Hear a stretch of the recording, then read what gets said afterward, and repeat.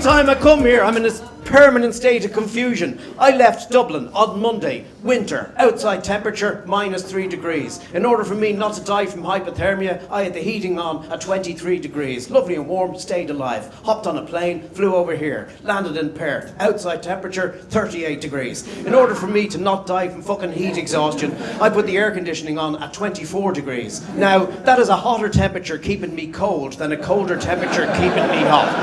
How the fuck does that? I got sunburned once on a cloudy day. That's fucking impossible.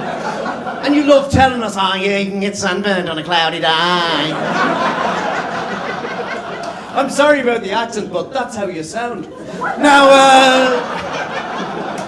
every time I come here, I try to blend in. I try to be a little bit more Australian. I was here 3 years ago and I tried to be a racist for a day.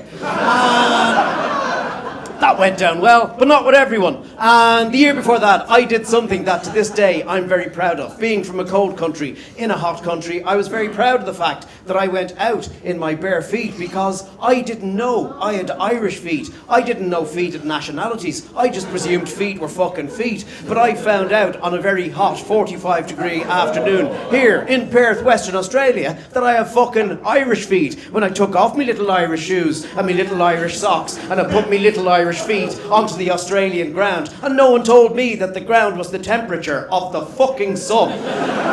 The most intense pain I have ever experienced in my life. I made a good go, but I got halfway across the garden. I couldn't fucking take it anymore. I had to do that thing that lizards do. I genuinely think this is how river dance was invented. I think years ago fellas got off a boat and went, Jesus Michael, put that to music, we'll make a fucking fortune. And then I looked at her and she was in her bare feet and had been for over an hour, because you've all been doing it since you were kids. Years ago your father would be there going, hey, go out and play in the garden, you little cunt!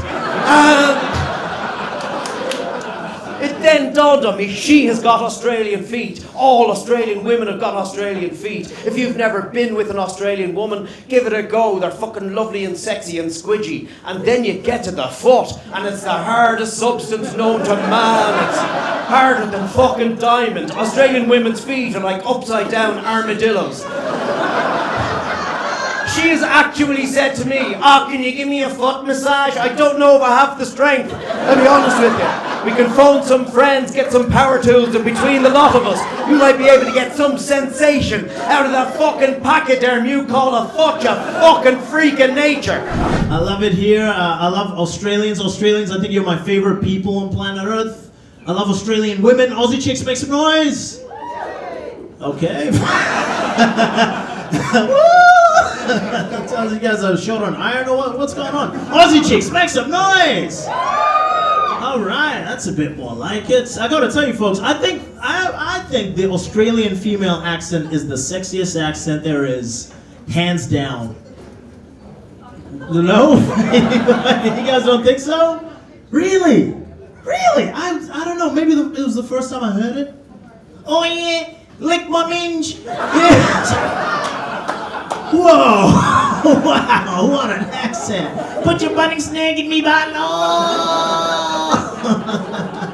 Like, oh my God, Shazza, you are divine. That was unbelievable. Pussy and a mullet and everything. I smelled like Winnie Blues for days. Just by a round of applause, or stick your hand in the air if you've ever experienced racism personally. Oh, hell yeah. Yeah, that sounds about one. I figured one of you four would have stuck your hand up. Well, the reason why I asked that, I've recently experienced a bit of racism a couple of weeks ago. I want to share with you guys. I'm usually a pretty happy guy and I don't like to let things affect me very much. But this one kind of stuck in my head, so I'm going to tell you the story. I live in an apartment building in the city, and I'm one of those people that when you get in the lift, I like to have a conversation. Anybody else one of those people you like to have a conversation with randoms in the lift? No, someone's very adamant, don't you fucking talk to me in that lift. Yeah. But I'm a very talkative person, I like having conversations, so one morning I'm off to work and I'm on the 6th floor, so I hit the ground level, I go down a couple of levels, and this elderly white lady gets in the lift. And I'm just in my normal work gear, but she walks in and I just instantly say, morning, how you going? And she kind of gives me this side eye as she gets in the lift and then just walks off to the corner. doesn't say anything back. I'm like, no worries about it. People don't like talking in lifts, I get it, right? A couple more floors go down and I can see she's still giving me the side eye, just kind of cowering in the corner. So I just lean over to her, I take a step forward, I say, morning, you got a good day planned ahead of you? And this is kind of what tilted the favour towards racism, right? I go, got anything nice planned for the day? And she cowers back into the corner and clutches her purse. And that just sucked all the energy out of the room, right? It just made things really awkward. It made me feel some type of way because she was clutching her purse and I was clutching her purse.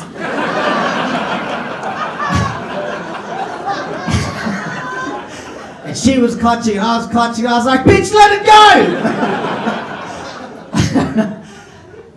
And then I'm walking out of the lift, right? And then in the back of my ears, I hear, "You people are all the same." And I stopped dead in my tracks. I thought, did I just hear this old lady right? I turned around and said, "Excuse me, what did you just say?" And she goes, "You heard me. You people are all the same."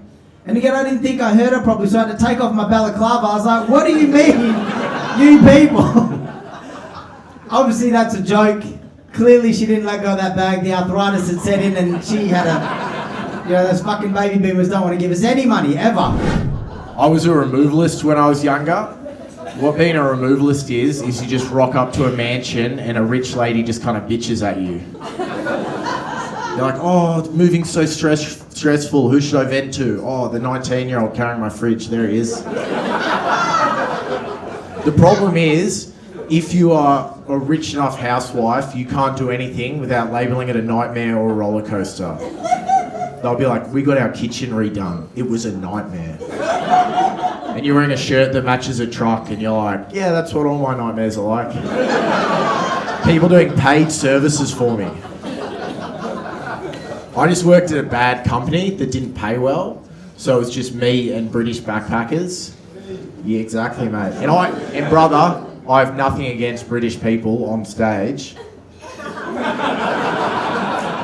Take a microphone out of my hand, I'll say some things. No, they're just not good removalists in this country. They don't hydrate enough. Every day, I'm sure in England, great removalists. Here, they don't drink enough water, and every day I'd be like, "Boys, we're running upstairs today in the heat, you've got to drink more water." And every day, my little pink face brigade would fall down. I'm not a conspiracy theorist or anything, but worked one day with a British removalist and you'll be like, "Oh yeah, Stonehenge was built by the aliens, hey." I'll tell you one of the things that I still find very bizarre. We've got any tradies in the room? Give us a cheer if you were high vis for work. The fucking tradies. Oh fuck, if I just ignited the work night out or something. Fucking hell, man, what a mistake, Jesus. The tradies, right? I love the tradies here, right? But it's different from Scotland, right? Because I love the tradies here all seem to love drinking chocolate milk, which is a fucking bizarre thing, right? Because see if you worked on a building site in Scotland and then at break time whipped out a chocolate milk, you would get fucking bullied out of the industry, man. You'd be like, "Look at this little baby boy. Does he need his nappy changed as well? Is it? Is it fucking yummy in your tummy? Is it? No, it fucking is yummy in my tummy." You couldn't get a job in another fucking work site on the other side of Scotland. You'd hand in your CV, you get called in for an interview, and sit down, and they go, "Oh, it says here you've got multiple years' experience of being a little baby boy." Oh. I visited my parents last weekend, and my little sister still lives at home. She's the youngest sibling. You guys know how the youngest sibling just has a completely different childhood to everyone else? Right? Like, we have the same parents. I can't relate to this chick at all. I walk in, she goes, "Watch out, Mum's being so strict at the moment." I'm like, "Deal me in, what's the goss?" She goes, "Get this, Bill. I now have to smoke weed outside." It's like, yeah, no, it's a fucking prison around here. Like, do parents just give up on the last kid or what? "Oh no, you have to smoke weed on the balcony, what a burden." I once got grounded for having a fucking crunchy on the good couch. Like, there is a new warden in town, my God.